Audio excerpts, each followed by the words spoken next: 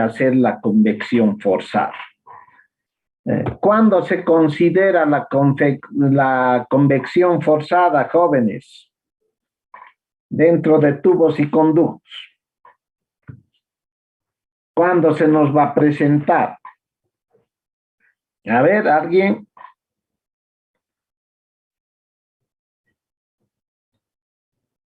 Nadie. Bueno, continuaremos. Bueno, el flujo, cuando nosotros tenemos un fluido dentro de una tubería y está siendo impulsado por una bomba, ¿no? Ahí es donde nosotros vamos a tener la convección forzada, ¿no? La convección forzada, hemos dicho que se va a dar por un gradiente de presión.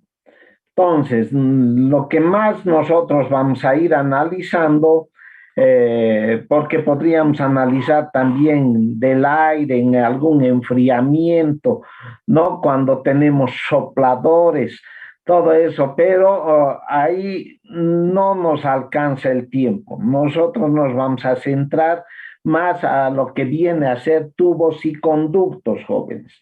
¿Cuándo se nos va a dar la convección forzada? Cuando exista un gradiente de presión. En esto del gradiente de presión, nosotros tenemos que considerar, y ya vamos a hablar sobre el diámetro hidráulico en lugar de la longitud, ¿no? Vamos a hablar de un diámetro equivalente también cuando nosotros tengamos que tratar en la parte de convección forzada. ¿Y eso de qué va a depender? Va a depender del número de Reynolds que nosotros tenemos en nuestro fluido. Lo primero que tendríamos que hacer es siempre calcular el número de Reynolds para ver en qué estado estamos, si en flujo laminar o flujo turbulento. Toda esta aplicación lo vamos a realizar en los intercambiadores de calor, en lechos de tubos circulares, calderas, acondicionamiento de aire y refrigeración. En todo este tipo de equipamientos nosotros podemos aplicar lo que viene a ser la convección forzada, como también en la parte electrónica cuando nosotros deseamos enfriar nuestras plaquetas, ¿no?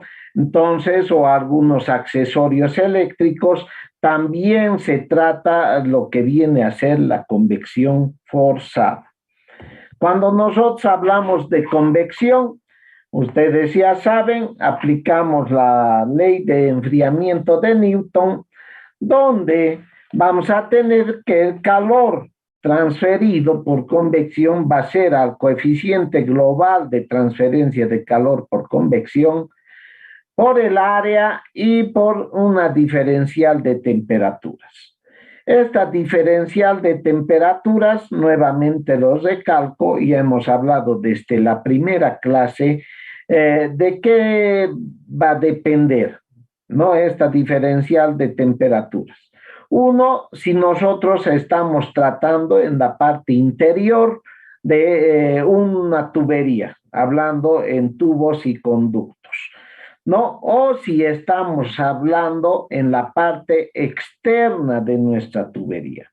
Si nosotros estamos tratando de la parte interna, ¿cuál de las ecuaciones nosotros tendríamos que usar, jóvenes? A ver, tomando en cuenta que la temperatura mayor es del fluido interno, ¿no? El fluido interno tiene mayor temperatura que el fluido que hay en la parte externa de nuestra tubería. ¿Cuál de estas dos expresiones ustedes aplicarían, jóvenes? Si queremos en la parte interior. ¿Mm? A ver, La segunda, ingeniero. La segunda, ingeniero. ¿Por qué? Porque la temperatura del fluido es mayor. Eso, ¿no? Además de que por la temperatura del fluido, nosotros lo que estamos tratando, que el calor que se está generando es a partir del fluido, ¿no? Del fluido interno, primero analizamos hacia la superficie de nuestra tubería. Luego vamos a tener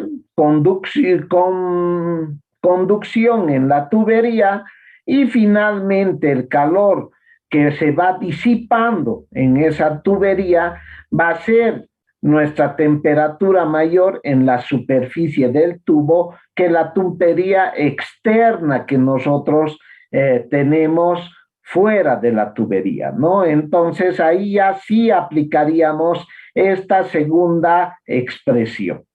Entonces, eso siempre tiene que estar claro, jóvenes, ¿no?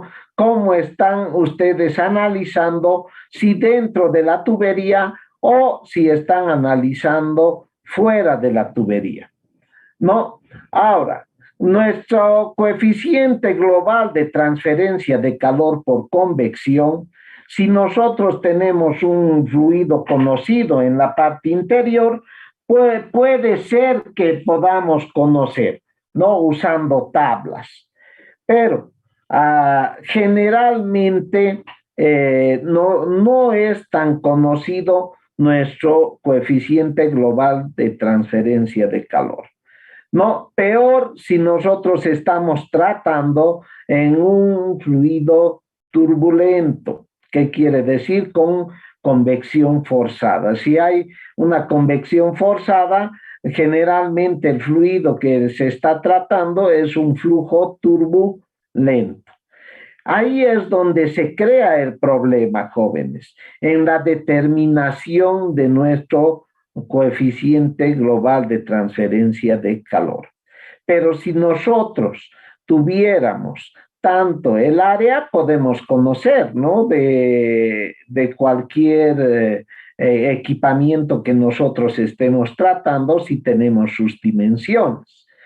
Pero si no tenemos las dimensiones y ya está el equipamiento instalado y no hay ningún dato que se haya guardado, entonces ahí ya van a ser dos problemas, ¿no? El coeficiente global que no vamos a conocer, el área tampoco que vamos a conocer. Ahora, la temperatura interna podríamos tal vez conocer colocando un sensor interno, ¿no? Pero el más conocido podría ser el de la temperatura de superficie, tomando como un sensor si nosotros necesitamos analizar un intercambiador ya instalado. Pero si nosotros estamos diseñando, ya es diferente, ¿no? Nosotros podemos establecer en cierto modo las temperaturas y teniendo las temperaturas, sí, y si ya tenemos un fluido que nosotros conocemos, tal vez vamos a tener el coeficiente de transferencia de calor también. Lo que no vamos a tener es el calor transferido que vamos a desconocer y el área de transferencia que también vamos a desconocer dependiendo de cuánta tubería tengamos que colocar. Pero eso ya es dentro del diseño, jóvenes.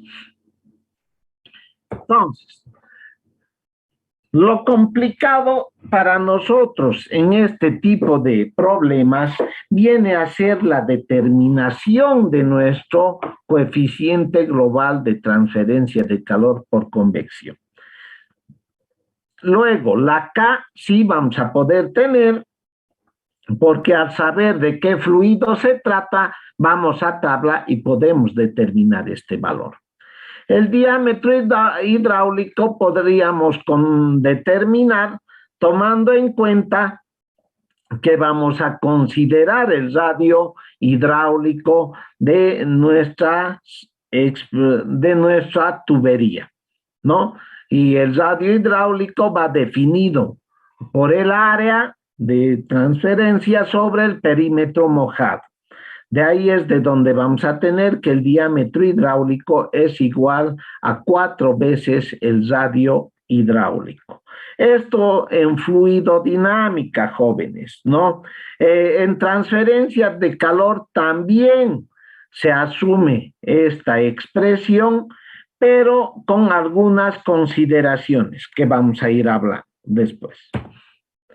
Entonces, si nosotros tenemos una tubería, aquí una tubería hueca, ¿cuál va a ser nuestro perímetro mojado? Nuestro perímetro mojado es, como su nombre lo dice, ¿no? Es el perímetro donde se está mojando por el flujo que se está llevando dentro de la tubería. Y esa va a ser el área de la sección transversal interna, si nosotros solamente tenemos fluido en la parte interior. Cuando tenemos una tubería, no tanto con un calentador, que podría ser este, o podríamos tener dos tuberías, ¿no? Una tubería externa y una tubería interna, con lo que se va a dar similar a lo que viene a ser un intercambiador de tubos concéntricos. Generalmente los intercambiadores de tubos concéntricos vienen con este diseño, ¿no? Con el que tenemos una tubería externa por donde es la coraza y el tubo interior por el cual se lleva al fluido de operación. Pero eso después vamos a hablar, jóvenes. Entonces, si nosotros analizamos acá, ¿qué es lo que vamos a tener? Vamos a tener un diámetro interior en la parte mojada y vamos a tener un diámetro exterior. El diámetro 2 es el diámetro interno de la tubería exterior y el diámetro 1 es el diámetro de la tubería interior, pero externa, ¿no? Entonces, considerando esa parte por donde va a ir nuestro fluido, nosotros vamos a tener que el diámetro interno va a ser igual a 4 veces el radio hidráulico, ¿no? ¿Y cuál va a ser el radio hidráulico? Es la parte del perímetro mojado, de donde sale esta expresión. Y el diámetro hidráulico, en este caso, va a estar definido por el diámetro interno de la tubería exterior menos el diámetro interno de la tubería interior. El diámetro externo, perdón, de la tubería interior. Esto para fluidodinámica, jóvenes, ¿ya? Esto se da en fluidodinámica. Ya para la transferencia de calor, si nosotros queremos determinar el diámetro equivalente, igual va a ser 4 veces el radio hidráulico. Pero el valor que nos vayamos a obtener acá va a ser diferente, ¿no? Eso lo vamos a desarrollar en un ejemplo ya cuando hagamos los ejercicios, jóvenes. ¿Está claro? ¿Tienen alguna consulta sobre esto? Se entiende, Inge. ¿O quieren que desarrollemos ahora? También podríamos hacerlo aquí a un ladito. Porque esto es el diámetro hidráulico para fluidodinámica. Ahora, el diámetro equivalente es diferente al diámetro hidráulico. El diámetro hidráulico se utiliza en la caída de presión y en el cálculo de Reynolds, jóvenes. ¿Ya? ¿Está claro, jóvenes? Ya, bueno. Ahora vamos a tomar en cuenta, acá ya nosotros teniendo ese diámetro hidráulico, los efectos de la entrada que nosotros vayamos a tener cuando es expulsado nuestro flujo dentro de la tubería por una bomba, vamos a tener que va a haber una cierta distancia en la cual nosotros vamos a poder considerar ese nuestro fluido como un fluido laminar. Y esa distancia va a depender también de la velocidad que se está aplicando en nuestro fluido. En este caso, nosotros vamos a tener esta distancia XCD que se refiere a la distancia donde todavía el fluido está completamente desarrollado sobre el diámetro que viene a ser el diámetro de la tubería, y eso es la parte que nosotros vamos a analizar. Y va a ser igual a 0.05 Reynolds del diámetro, no tomando en cuenta este diámetro.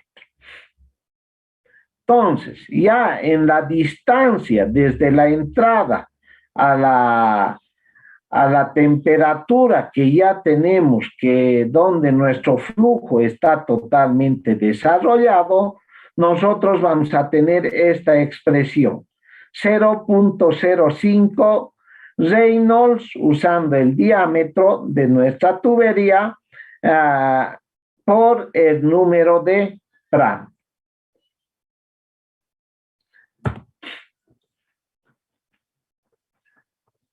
Entonces, cuando aquí nosotros queremos determinar cuál va a ser esa nuestra temperatura en este punto, ¿no?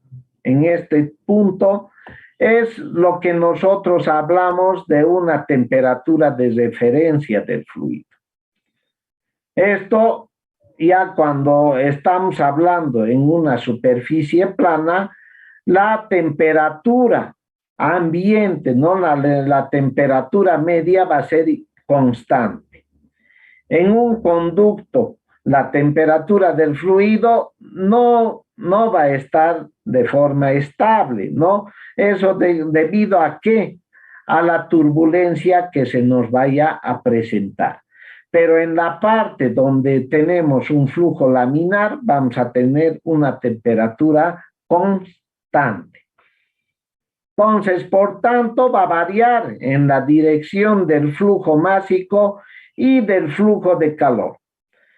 Y la temperatura que nosotros vayamos a considerar como promedio va a ser la temperatura T sub B.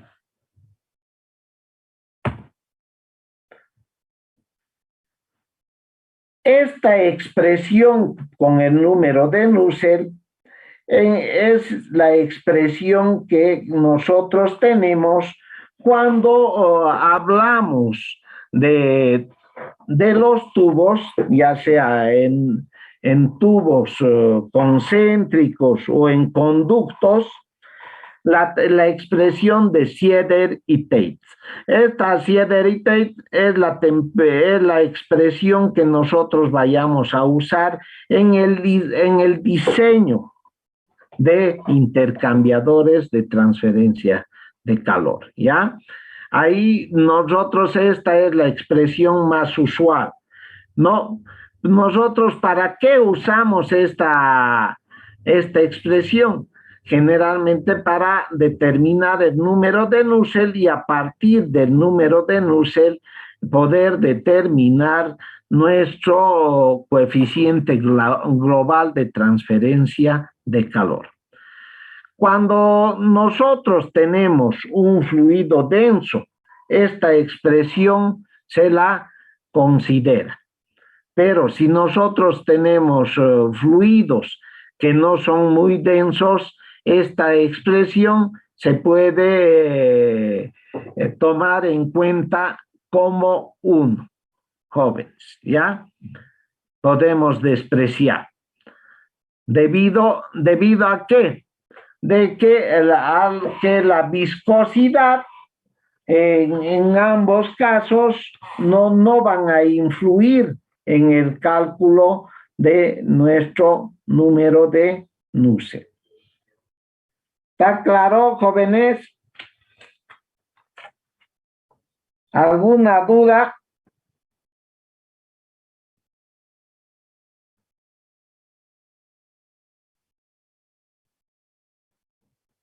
¿No hay dudas?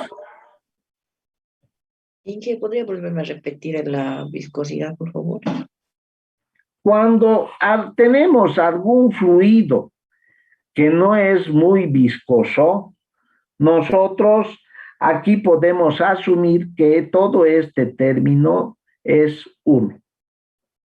¿Ya? Mientras que si tenemos fluidos bien viscosos, ¿eso qué quiere decir? Que van a ser también más densos, ¿no? Como los aceites, todo. Ahí nosotros tenemos que considerar esta expresión, donde vamos a tener que esta viscosidad es la viscosidad en la superficie. Y esta viscosidad es la viscosidad con la temperatura promedio, jóvenes. Entonces, nosotros podemos determinar estas viscosidades debido a que va a haber una cierta resistencia al flujo, ¿no? Por parte de la tubería. Es por eso que nosotros, cuando son fluidos muy viscosos, consideramos este término. Pero si no son viscosos, asumimos que todo este valor va a ser igual a 1. Ahora está claro, señorita.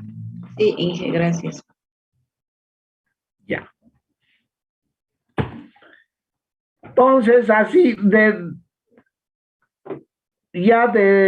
analizando las diferentes expresiones que tenemos adimensionales para el cálculo del coeficiente global de transferencia de calor, hablamos de la expresión de Dietz-Boidler, ¿no? Que estas expresiones son usadas tanto para el calentamiento como para el enfriamiento, considerando que tiene que estar la temperatura de superficie, tiene que ser mayor a la temperatura promedio. Mientras que para el enfriamiento la temperatura de superficie tiene que ser menor que la temperatura de promedio. Ahí sí podemos aplicar estas nuestras expresiones adimensionales, ¿no? Y que además que el PRAM tiene que estar entre estos valores. No tiene que ser menor a 120 y mayor a 0,5. Y el número de Reynolds tiene que tener valores mayores a 6.000 y menores a 10 a la 7. Y que el valor de la longitud sobre el diámetro de nuestra tubería sea mucho mayor que 60. Ahí sí nosotros podemos aplicar estas expresiones.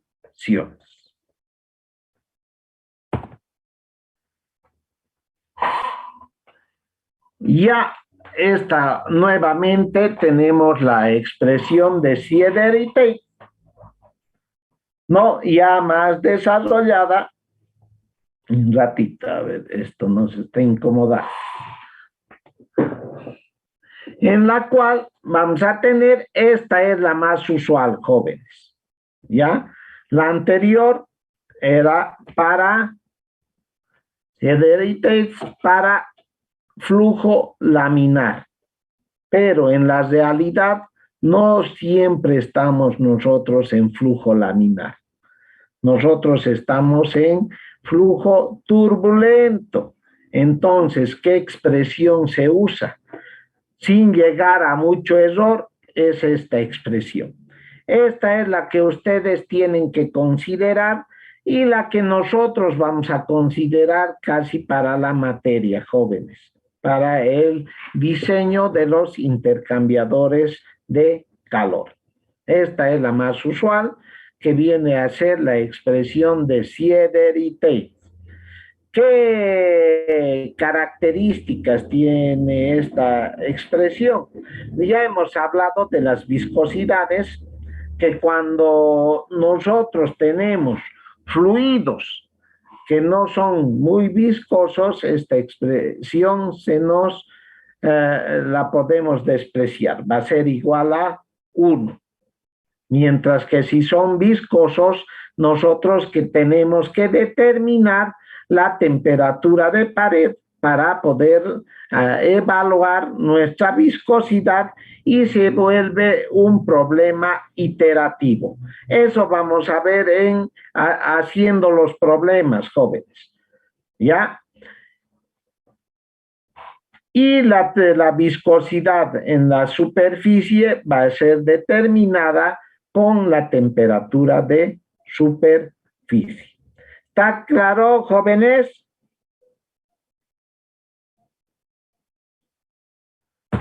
Bueno.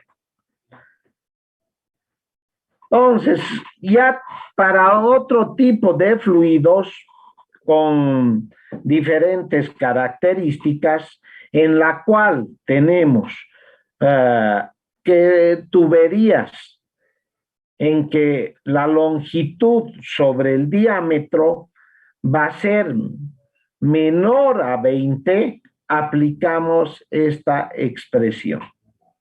¿Ya? Donde A, que va a ser, vamos a tener en función del Reynolds. Y B también en función del Reynolds, pero con otros valores. Esto es para tuberías muy cortas, ¿no? Cuando tenemos tuberías pequeñas que estamos analizando. Y también tenemos cuando nuestro análisis estamos realizando en una tubería que la longitud sobre el diámetro es mayor a 20, aplicamos nuestra expresión para determinar el número de Nusselt y a partir del número de Nusselt poder determinar el valor del coeficiente de transferencia de calor H. Aquí hay varias correlaciones de transferencia de calor, tanto para líquidos y gases, en flujos incompresibles, ¿ya? A través de tubos y conductos, jóvenes. Entonces, si ustedes tienen un número de Reynolds que está, perdón, ahí sí, se me ha abierto una ventana. Si tenemos que las condiciones de nuestro fluido están con estas características, nosotros podemos ir a tablas, ¿no? Y de tablas podemos obtener nuestras expresiones adimensionales. Tomando en cuenta, pero ¿qué, jóvenes? Las condiciones de nuestro Prandtl y de nuestro Reynolds que tiene nuestro fluido. ¿Está claro, jóvenes? Entonces, para diferentes características del fluido, nosotros ya nos vamos a tablas para poder escoger la expresión más correcta que está dentro de estas condiciones.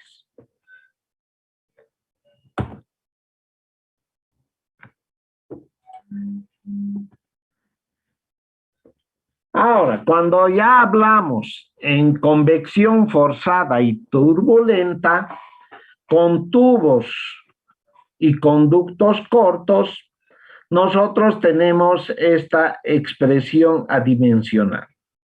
donde qué condiciones, que la longitud sobre el diámetro tiene que ser menor a 60 y mayor a 2.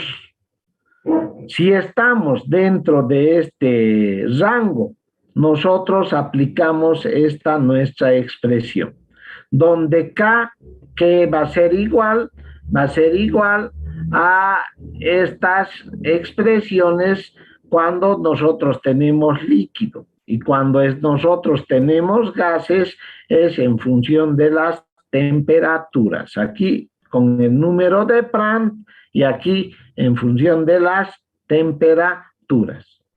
Y F es un factor de corrección que está en función del Reynolds. Todas estas expresiones han sido desarrolladas en laboratorio, jóvenes, ¿ya?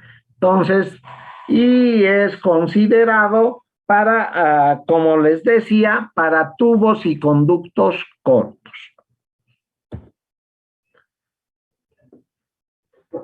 Ya cuando nosotros tenemos conductos de sección transversal no circular, han sido desarrolladas varias expresiones de Nusselt, tomando en cuenta algunas características, ¿no? Y analizando las características de la tubería que nosotros estemos tratando según su geometría, puede ser triangular, cuadrada, hexagonal, ¿no? Rectangular. Entonces, nosotros nos vamos a tablas y podemos encontrar la expresión para determinar nuestro valor de Nusselt, ¿ya?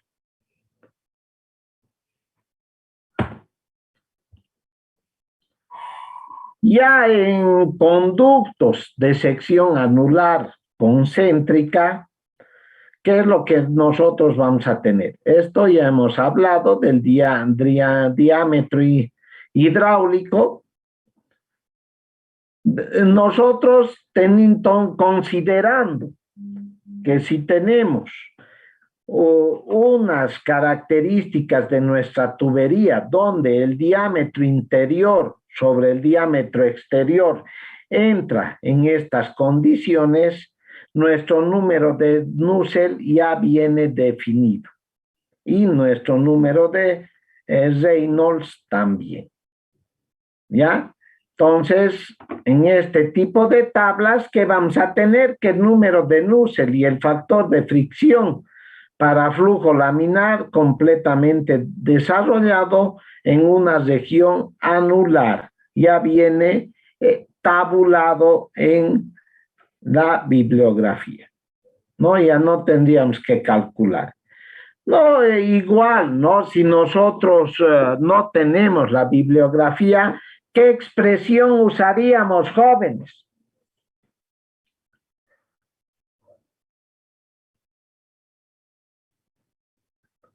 En base a lo que se les ha ido explicando, ¿cuál de las ecuaciones adimensionales?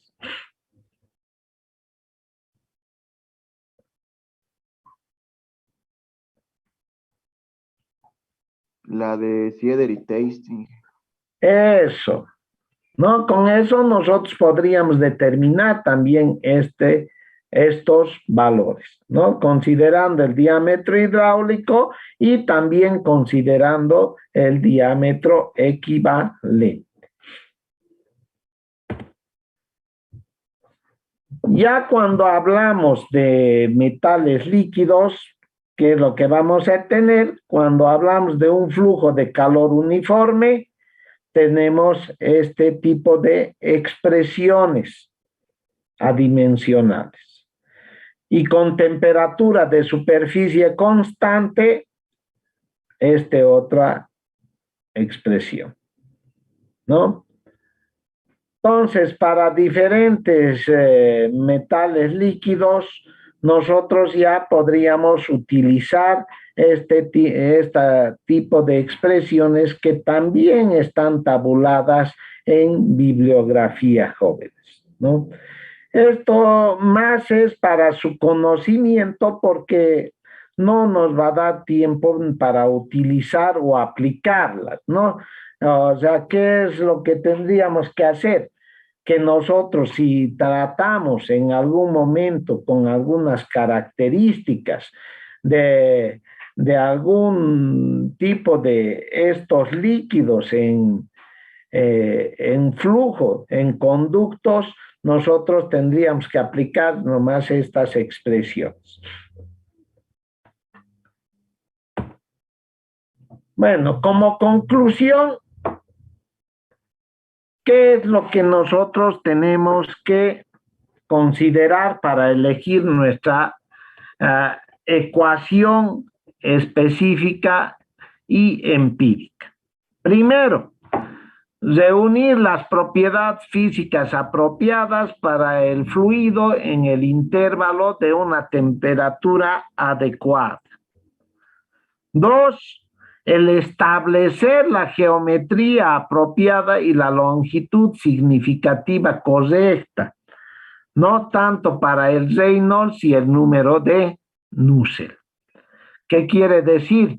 Que si nosotros ya determinando el valor del número de Reynolds, nosotros tenemos que ver que entre en lo más correcto de los rangos establecidos o de las condiciones que nosotros tenemos para usar nuestra ecuación empírica correcta, ¿no?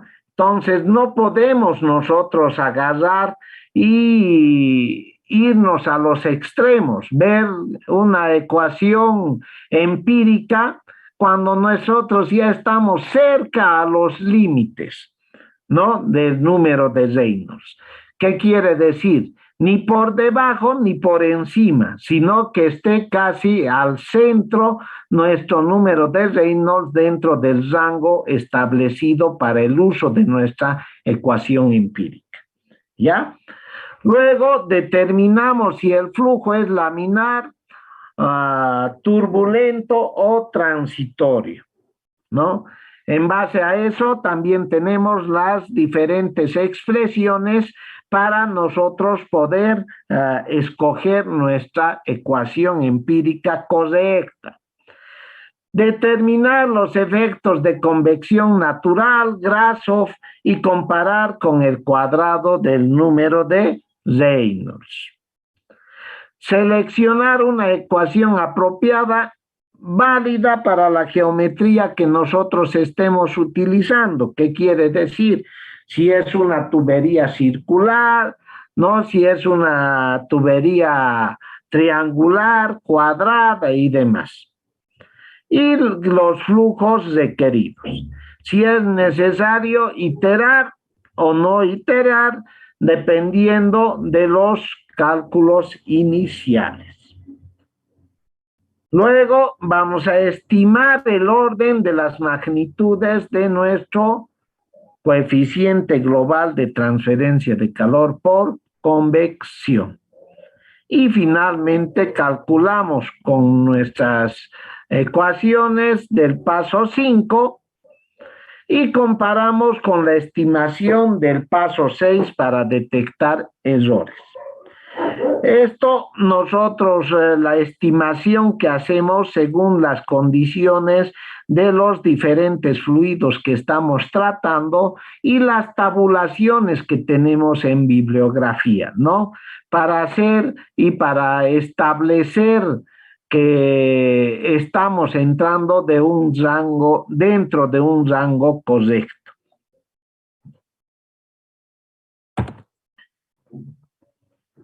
¿A qué se refiere cuando nosotros estimamos el valor de nuestro coeficiente de transferencia de calor?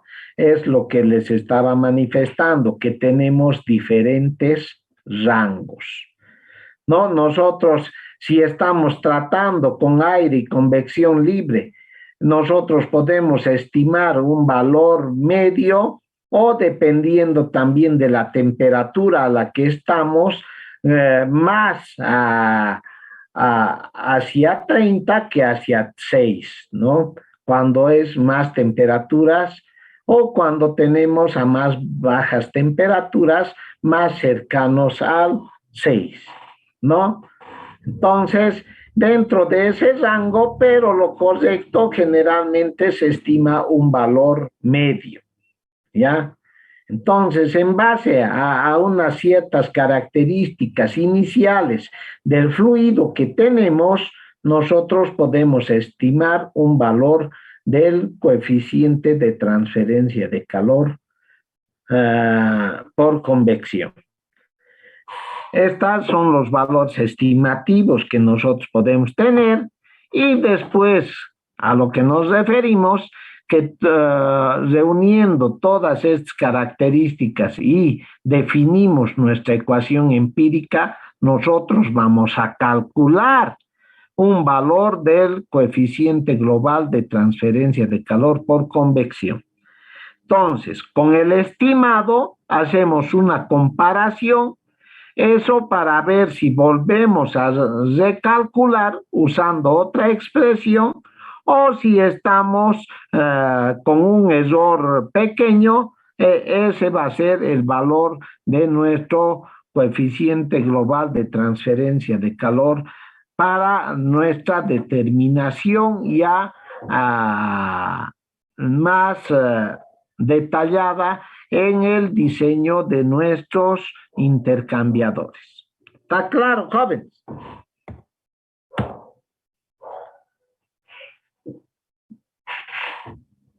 Entonces, donde nosotros analizamos lo que viene a ser la convección forzada sobre superficies exteriores, tanto en banco de tubos, en intercambiadores de coraza y tubos, remoción de hielo de las alas de las aeronaves, tratamiento térmico de los metales con sopladores, enfriamiento de equipos electrónicos, es lo que se les decía, usando ventiladores, ¿no? Entonces, ahí es donde se aplica la convección forzada sobre superficies exteriores. Entonces, ¿qué clase de flujo nosotros vamos a tener? Acá estamos usando, aquí vamos a tener el coeficiente de arrastre, tomando en cuenta esa fluidodinámica del flujo transversal que nosotros vayamos a analizar, tanto en las placas electrónicas, en las alas de las aeronaves, todo nosotros tenemos que tomar en cuenta el número de Reynolds, ¿no? Y las condiciones en las cuales para usar nuestra expresión lo más correcta posible. Entonces, ahí nosotros ya hablamos de un coeficiente de arrastre. Este coeficiente de arrastre es igual a la fuerza de arrastre sobre este valor, donde A sub F es el área frontal proyectada, ¿no? Y tiene las siguientes características, ¿no? Va a depender cuando estamos hablando de un cilindro o de una esfera. El D va a ser el diámetro exterior del cilindro o diámetro de la esfera. L, la longitud del cilindro. U sub infinito es la velocidad corriente libre, ¿ya? Y G sub C es la gravedad. Entonces, en nuestra expresión de Skier, nosotros tenemos que el número de Nusselt va a estar definido por toda esta expresión. ¿De dónde sacamos estos valores de C? Es en base al número de Prandtl que nosotros vayamos a determinar. Con el número de Prandtl entramos a las tablas de la ecuación de Skier y podemos encontrar los valores de C. Rho es la densidad, diámetro, la viscosidad y la velocidad corriente libre. ¿Está claro, jóvenes?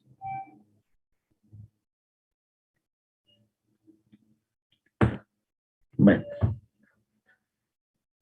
Ya para las convecciones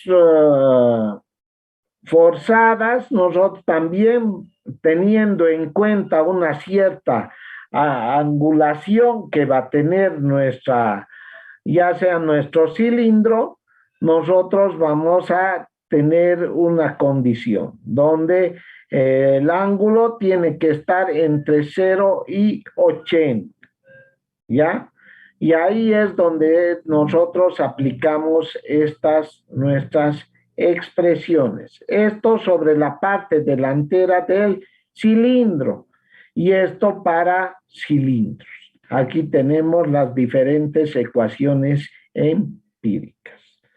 De donde nosotros obtenemos el valor de M y C, también de tablas en bibliografía. ¿Con qué valor entramos? Entramos con el valor de Reynolds, ¿no? Y el Reynolds tiene que entrar dentro de estos rangos, ¿no? Si tenemos un Reynolds entre 1 y 40, vamos a tener que C es 0,75 y M 0,4. ¿Para qué? Para un Prandtl menor a 10, nosotros vamos a tener que N es igual a 0,37. Entonces, C y M, jóvenes, con el número de Reynolds y N con el número de Prandtl. ¿Está claro, jóvenes?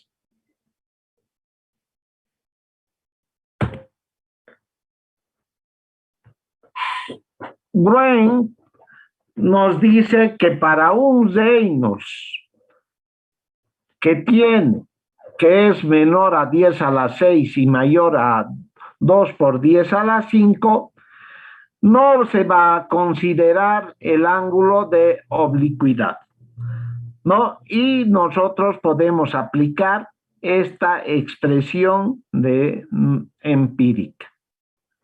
Gruen para cilindros que son normales al flujo, nosotros vamos a aplicar esta otra expresión.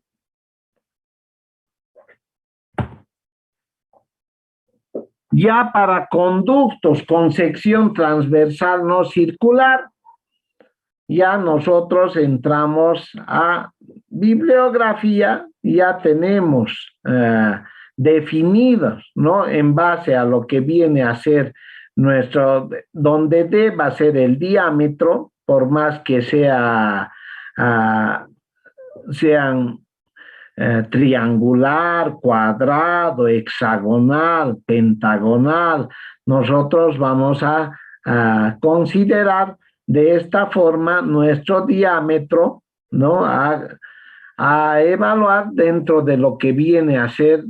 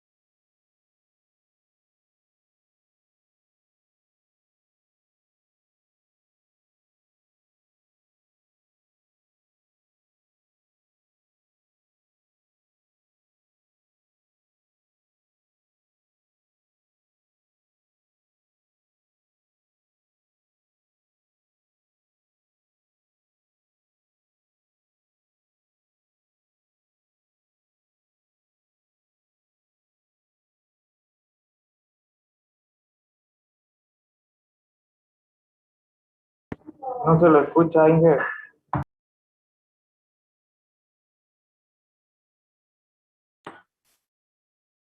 Perdón, es que parece que ha habido un corte de energía que nos hemos salido un rato, ¿no, jóvenes? Se ha desconectado, parece. Sí, ingeniero. ¿Ustedes no han tenido el mismo problema en su casa? ¿Qué ha pasado? Aquí nomás. Sí, Bueno, la botó de sala un rato. ya. Bueno, entonces, para McAdams, para solo gases, con estas condiciones, aplicamos nuestras ecuaciones empíricas. Y McAdams, para líquidos y gases, aplicamos con estas condiciones esa ecuación empírica.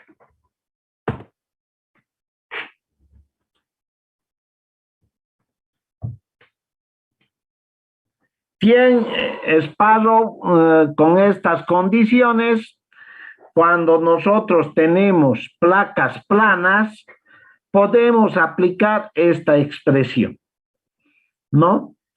Entonces, esto, jóvenes, lo que vamos hablando, las diferentes ecuaciones empíricas y sus aplicaciones, para quien desee, ¿no? Muchas de estas expresiones dentro de lo que viene a ser la currícula no las hemos aplicado al 100%.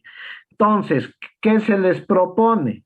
Que pueden ustedes hacer un proyecto de grado ya considerando este tipo de expresiones, ¿no? O tomando en cuenta algunas características de algún análisis, ya sea de calentamiento o de enfriamiento,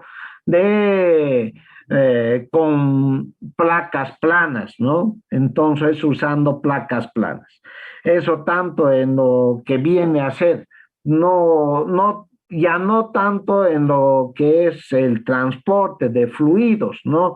Sino ya algo más específico, puede ser hasta en el tratamiento de metales, ¿no? Para un cierto uso. Se me está ocurriendo ahora, ¿no? O podemos ir analizando para cualquier otra aplicación, ustedes pueden hacer un proyecto de grado, ¿no? Así que eso está en sus manos nomás, a quien le guste lo que viene a ser la transferencia de calor.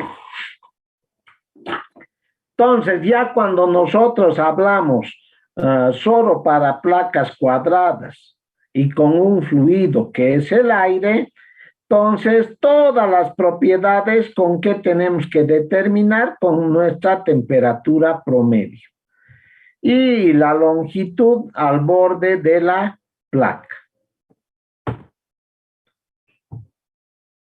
Ya para convección forzada sobre los lechos empacados, no, eso ya cuando analizamos en reactores catalíticos, desecadoras de grano, lechos para almacenamiento de energía solar, cromatografía de gases y regeneradores y lechos desecantes, también nosotros tenemos diferentes ecuaciones empíricas para determinar nuestro coeficiente global de transferencia de calor. No, eso ya viene a ser más específico todavía, dependiendo de qué tipo de lecho nosotros empacados estamos analizando. Hay como este tipo, si ustedes ven, de anillos de mortaja de acero, anillos de acero racing, monturas de cerámica y así sucesivamente en base al empaque o lecho que nosotros tenemos, ya sea en nuestros reactores catalíticos, desecadoras, eso nosotros podemos colocar. No, en laboratorio a veces, ¿qué usamos? Usamos perlas, ¿no? O pepas también se usa, o algunos granos, si nosotros queremos algo específico, también tenemos algunos cilindros metálicos que se usa como empaque en el lecho del laboratorio. Entonces, para este tipo de convección en lechos empacados, tenemos nosotros una de las ecuaciones empíricas de las muchas que existen, tenemos la de Whittaker, ¿no? Que tiene estas condiciones, tienen que entrar dentro de estas condiciones para ser aplicada. Donde dp para nosotros que va a ser el diámetro de empaque. Este diámetro de empaque, ¿cómo viene definido? 6 veces el volumen de la partícula que nosotros estamos tratando y el área de la partícula. Es por eso que yo les decía, cuando nosotros aplicamos en empaques, ustedes tienen que ver que el empaque tenga una geometría definida. Porque si no tiene una geometría definida, ustedes van a tener el problema en el cálculo de dp, del diámetro de empaque. ¿Está claro, jóvenes? Sí.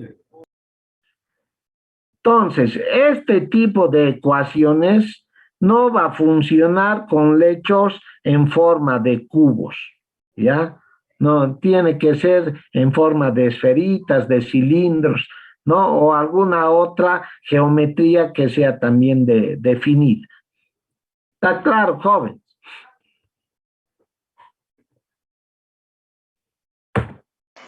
Entonces, aquí tenemos otras expresiones también, tomando en cuenta las condiciones correspondientes para poder ser aplicadas. Nuestras diferentes expresiones, ¿en qué? En lechos empacados. Esto más se les nombra, nomás jóvenes. No se estén asustando tanto que esto no vamos a aplicar dentro de lo que vayamos a hacer la materia, ¿no? Dentro de lo que está programado dentro de la materia. Pero de que tienen que conocer ustedes, ¿no? Que para determinar nuestro H de convección, ¿no? En convección forzada, necesariamente tenemos que aplicar nuestras ecuaciones empíricas con las características correspondientes, o sea, condiciones correspondientes para cada caso, jóvenes, ¿no? Entonces, no es usar cualquier expresión. Como se les está manifestando aquí, tenemos diferentes, y estas son unas cuantas, jóvenes, que son las más usuales. Y dependiendo de la bibliografía que ustedes estén analizando, pueden encontrar muchas más.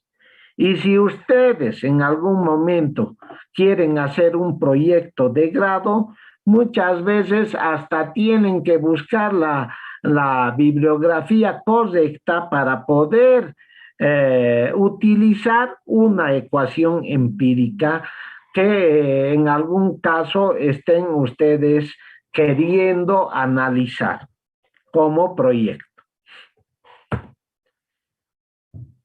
Acá tenemos otras más en las cuales ya tenemos para una pared de lecho empacado a un gas ya de partículas cilíndricas, donde el Reynolds va a estar dentro de qué rango, a valores menores a 2000 y mayores a 40.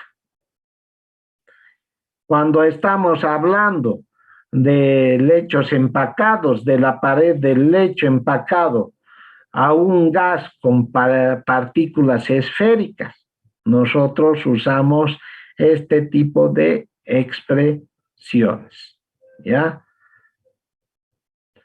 Entonces, dp para nosotros en este caso va a ser el diámetro de la esfera o del cilindro, ¿Ya?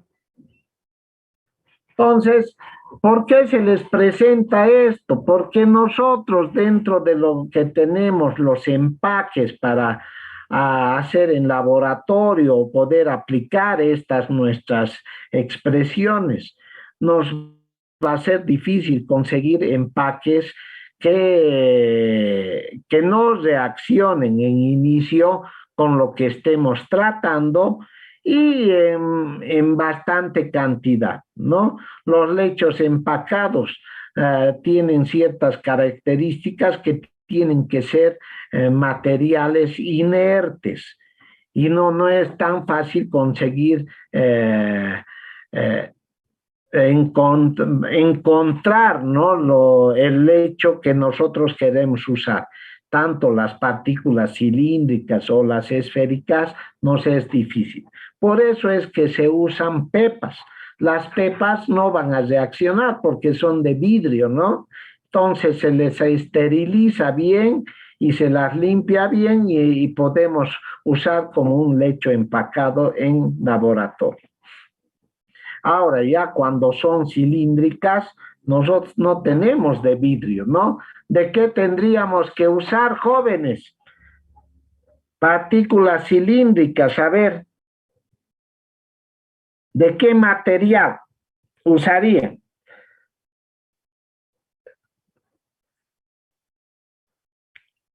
Acero. Acero inoxidable, ¿no, jóvenes? No. Ahora, si tenemos de titanio, una belleza, ¿no? Es por eso que en algunos laboratorios, para hacer ciertos análisis, el tener el equipamiento para hacer la determinación del coeficiente global en lechos empacados, nosotros usamos de níquel titanio, es leche, pero eso es a nivel de laboratorio, que cuestan muy caro, ¿no? Y tenemos que F va a ser un factor de fricción que viene definido con esta expresión. ¿Está claro, jóvenes? ¿Tienen alguna consulta, alguna duda?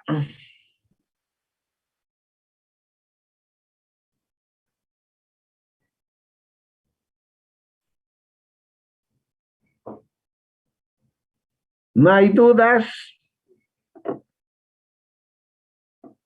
Bueno, dígame. Este archivo va a estar en el campus, igual no, ingeniero, para que lo No, podamos revisar. todo se les sube al campus. Todo lo que les doy, igual ahí hay algunos videitos, tal vez si no me entienden a mí, con esos videitos van a salir más de duda también, que se les está subiendo al campus. Bueno, jóvenes, si no hay dudas, porque no digo más, porque por lo visto no hay dudas.